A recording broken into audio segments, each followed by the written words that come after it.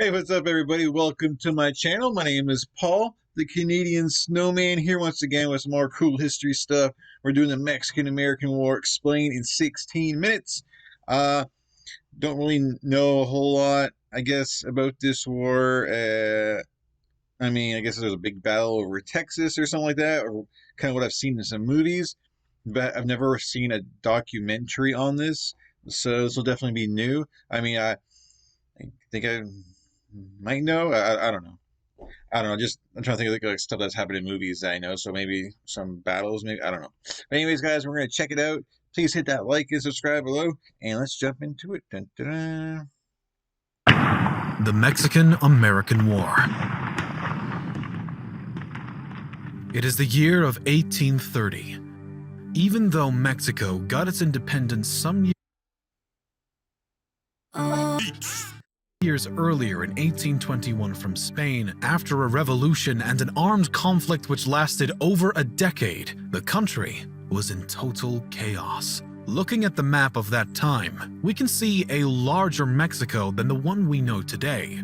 A stretched country, one of the biggest at that time. The newly independent nation was in dire straits after 11 years of war. No plans or guidelines were established by the revolutionaries, so internal struggles for control of the government ensued. Mexico suffered a complete lack of funds to organize a country of around 4.5 million square kilometers. At that time, Mexico faced the threats of emerging internal rebellions and of invasion by Spanish forces from their base in nearby Cuba. This government was characterized by instability, and it was ill-prepared for international conflict when war with the Americans broke out only 2 decades later in 1846. The United States was in expansion, and the country was much bigger than it was when it became independent. The United States of America expanded deeper into the Native American territories, and they purchased the huge Louisiana Territory from the French.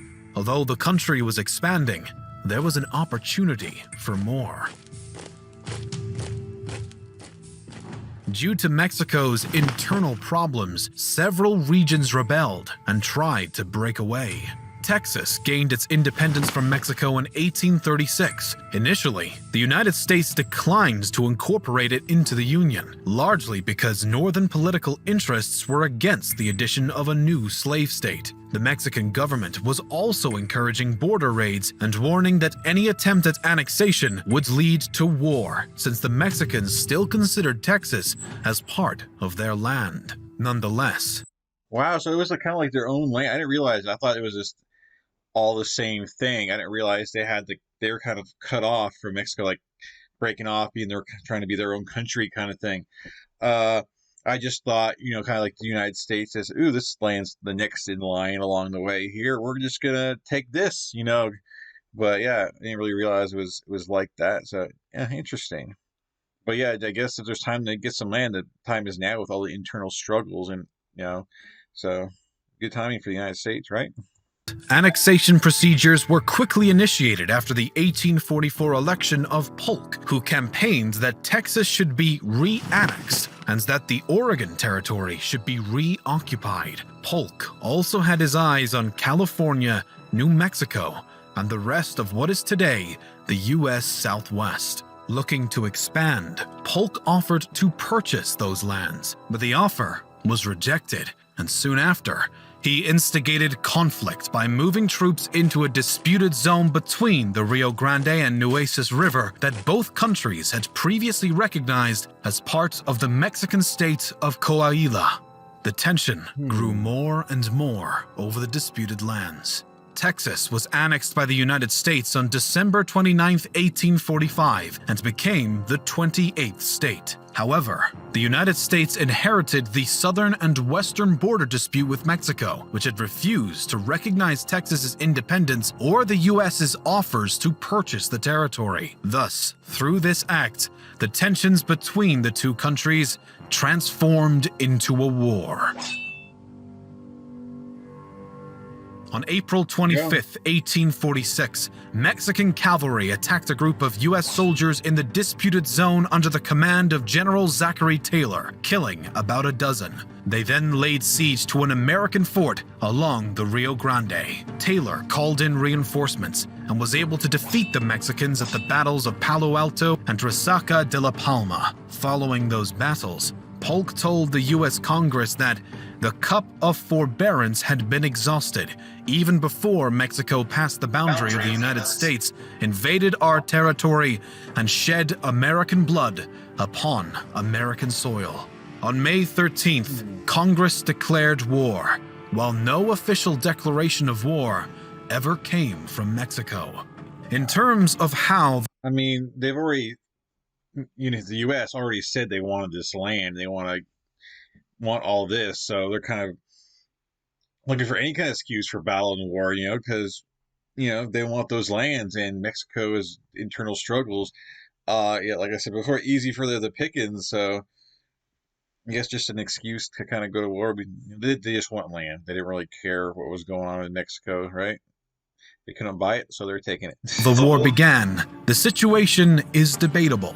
We have an ill-prepared Mexico with internal revolts and an emerging power that looks to expand more and more. Mexico was weaker, but the U.S. did not want to look like a bully.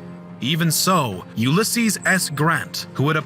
Well, yeah, that's why in these battles here, we got to declare war on them. They're trying to make themselves look like, we're the good guy in this situation, we're just trying to stand up for ourselves, but reality is like greed.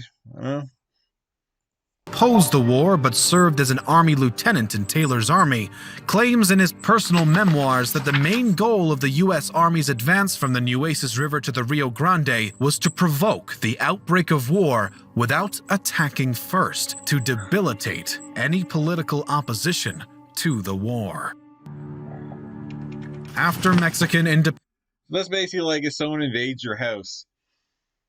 They're not going to attack you, but but obviously if someone invades your house, you're going to attack them. You're going to defend your homeland. If someone's in your house, like, this is my property, get out, But I guess, by you attacking them, it gives them a great excuse to go to war and take that house for you because you attacked them because, you're the one who kind of made the first punch or whatever.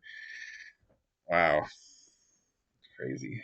Independence, there was a man, Antonio Lopez de Santa Anna, a controversial character who in the first place didn't support Mexican independence from Spain, but then fought in support of it. He then backed the monarchy of the Mexican Empire, then revolted against the emperor, and then supported a republic.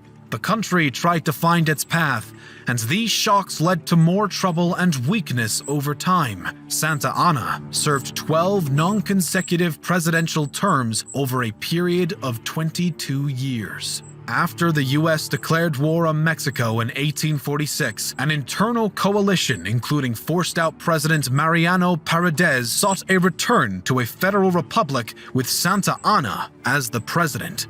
He wrote a letter to Mexico City stating he did not care to return to the presidency, but would like to come out of exile in Cuba to use his military experience to reclaim Texas for Mexico. President Valentin Gómez Farías, driven to desperation, accepted the offer and allowed Santa Anna. What was unknown for the current President Farías is that Santa Anna has been secretly dealing with U.S. representatives to sell all contested territory to the U.S. at a reasonable price, on the condition that he be allowed back in Mexico through the U.S. naval blockades. Wow. And so Santa Anna returned to Mexico, taking his place at the head of the army.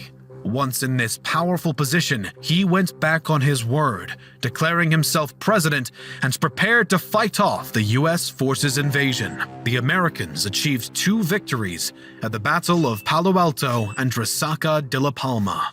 General Stephen Watts Kearney and his troops started to advance in the disputed territory and in New Mexico. The American troops encountered no Mexican forces when they arrived on August 15th. They entered Santa Fe and claimed the New Mexico territory for the United States without a single shot being fired. Kearney declared himself the military governor of the new territory on August 18th, and he established a civilian government. A temporary legal system was created, now known today as the Kearney Code. Kearney set out for California on September 25, 1846. In December of 1846, after the successful conquest of New Mexico, parts of Kearney's Army of the West moved into modern-day northwest Mexico. They were led by Alexander Doniphan, continuing what ended up being a year-long 5,500-mile campaign. But in the territory, a rebellion happened, known as the Taos Revolt. There were multiple separate skirmishes, but the U.S. military moved quickly to subdue the revolt. Meanwhile, the commander of the U.S. Navy's Pacific Squadron, John D. Sloat, had received orders to seize San Francisco Bay and blockade California port. Captain John C. Fremont, leading a U.S. topographical expedition to survey the Great Basin, entered the Sacramento Valley in December 1845. Fremont's party was at Upper Klamath Lake, Oregon Territory when it received words that war between Mexico and the U.S. was imminent. The party then returned to California. On Sloat's orders, Fremont brought 160 volunteers to Monterey, in addition to the California Battalion. On July 15th, Sloat transferred his command of the Pacific Squadron to Commodore Robert F. Stockton, who was more militarily aggressive. General Castro and Governor Pio Pico wrote farewells and fled separately to the Mexican state of Sonora. Stockton's army entered Los Angeles unopposed on August 13th. At that point, he sent a report to the Secretary of State that California is entirely free from Mexican dominion. Meanwhile, U.S. Colonel Stephen W. Kearney had performed a march across New Mexico and the Sonoran Desert and crossed the Colorado River in late November 1846.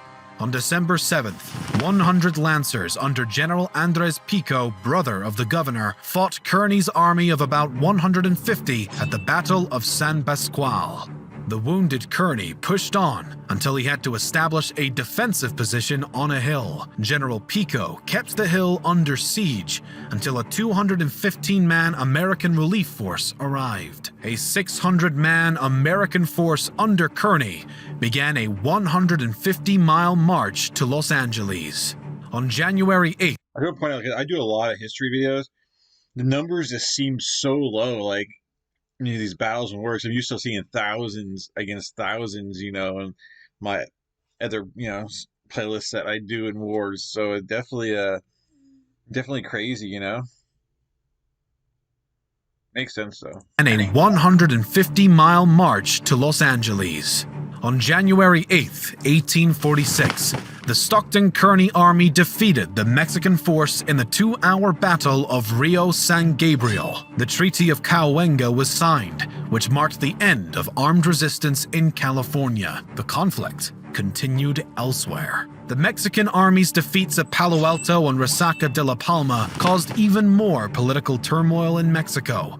Led by Zachary Taylor, 2,300 U.S. troops crossed the Rio Grande and proceeded south.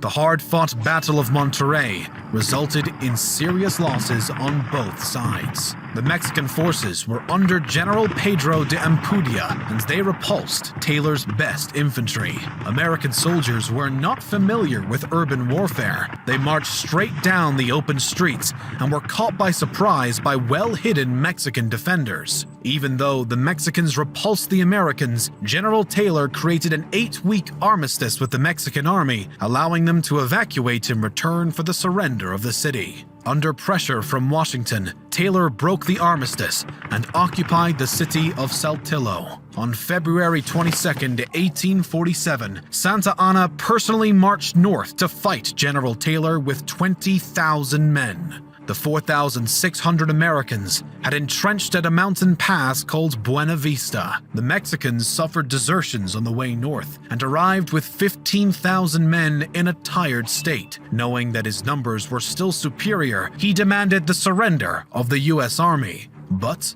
was refused. Thus, he attacked the next morning. Santa Anna flanked the U.S. positions by sending his cavalry and some infantry up the steep terrain that made up one side of the pass, while a division of infantry attacked frontally along the road leading to Buena Vista. Being superior in numbers, the Mexicans had nearly broken the American lines at several points, but suffered heavily from the American horse artillery. Even though the initial reports of the battle, as well as some propaganda news, credited victory to the Mexicans, instead of attacking the next day, Santa Anna retreated, having heard word of a rebellion and upheaval in Mexico City. Wow.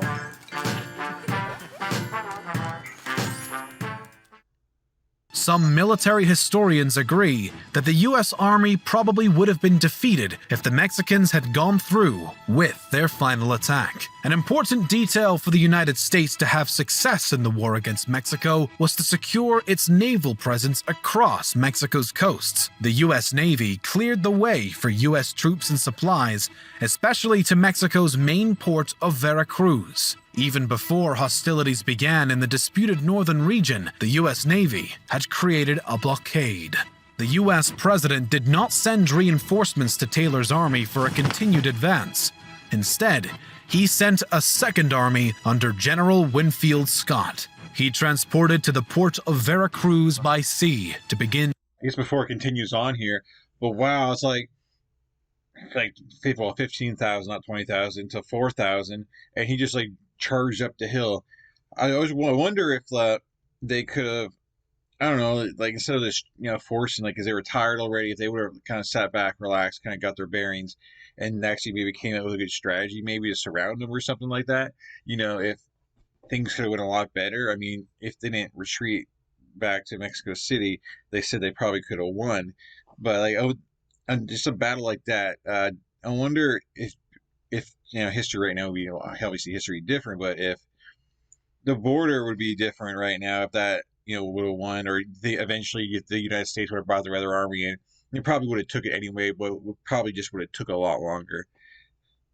Kind of curious from battles like that and these kind of videos, how different things could be if just one different decision was made. But anyways, now we got the second army arriving here. Winfield Scott. He transported to the port of Veracruz by sea to begin an invasion of the Mexican heartland. On March 9th, 1847, Scott performs the first major amphibious landing in U.S. history in preparation for the siege of Veracruz. The city replied the best it could with its own artillery against the extended barrage, but because of the numerical superior force of the Americans, the Mexicans surrendered. The goal was obviously the capital. Scott marched westward towards Mexico City with almost 9,000 troops on April 2nd, 1847. Santa Anna had set up a defensive position around the main road about 50 miles northwest of Veracruz at Cerro Gordo. Santa Anna had entrenched with 12,000 troops and artillery that were trained on the road, where he expected Scott to appear and catch him by surprise. However, General Scott had sent 2,600 cavalry troops ahead. They reached the pass on April 12th, and the Mexican artillery fired upon them, revealing their positions. The Battle of Cerro Gordo started. The Americans won the battle and continued their advance, even though the guerrillas harassed the American troops. With his remaining forces, General Winfield Scott advanced on Mexico City. The capital was laid upon by a series of battles around the right flank of the city defenses. After the American victories at the Battle of Contreras and Battle of Churubusco, peace negotiations started, which broke down on September 6, 1847. With the subsequent battles of Molino del Rey and Chapultepec and the storming of the city gates, the capital was occupied. Scott became military governor of occupied Mexico City. His victories in this campaign made him an American national hero. Desertion was a major problem. I knew nothing about this. This is totally new to me. I never knew, the Americans took Mexico City. Obviously I knew they took, Texas and, everything, northern Mexico, whatever, but I didn't realize they kind of went this deep into Mexico, so wow. American national hero. Desertion was a major problem for the Mexican army, depleting forces on the eve of battle. Most soldiers were peasants who had loyalty to their village and family, but not to the generals who had conscripted them, often hungry, ill, under-equipped, only partially trained, and never well paid. The soldiers were held in contempt by their officers and had little reason to fight the Americans. Now that the US had gone far beyond the territorial gains it envisioned by invading central Mexico with its dense population, the question was raised whether to annex Mexico itself, but many opposed this idea due to cultural differences, overextension, and the huge instability this would cause. The Treaty of Guadalupe Hidalgo gave the U.S. control of Texas, Alta California, and Nuevo Mexico. Those territories. Yeah, I was wondering, like, why didn't the United States continue into Mexico? They gave me the reason why. I wonder if like this war didn't happen, and then when the United States was trying to buy Texas, they could have went ahead and like United States could have. If Mexico would have got more land out of this, if at the beginning they went ahead and made like, okay, we're going to give you this part, and you guys have to recognize us as a country and whatnot. I wonder if Mexico would have got a lot more land than what they ended up with right now. I don't know. Interesting stuff. Of Texas, Alta California, and Nuevo Mexico. Those territories were organized in other states over time. In return, Mexico received $15 million, an approximation of just $443 million today, which was less than half the amounts the US had attempted to offer Mexico before. The areas were sparsely populated, and that is probably the reason for such a low cost for the US. With Texas and the secession from Mexico, the U.S. gained more than 900,000 square miles of land. The Gadsden Purchase was another acquisition for the United States and fixed the current border between Mexico and the USA. Wow. Dang, so that's how it all went down. Wow. I didn't realize like they tried to buy it, and then yeah. Wow, and just the big battles and him going far south like that, and I guess the whole like California kind of thing and how that worked out where they got the rest of that land over there. Definitely interesting. So yeah, definitely a little eye opening here for me on this one, because I always knew you always knew of this war, but never knew the details. So cool stuff. But anyways, guys, please hit that like and subscribe button below. Let me know your thoughts below on what you think about this, and I don't know your thoughts on this war and the outcome and whatnot, or what else, like maybe things I mentioned or they mentioned in this video. Just let me know in the comments, and I'll catch you guys in a future video. Peace. Thank you for watching.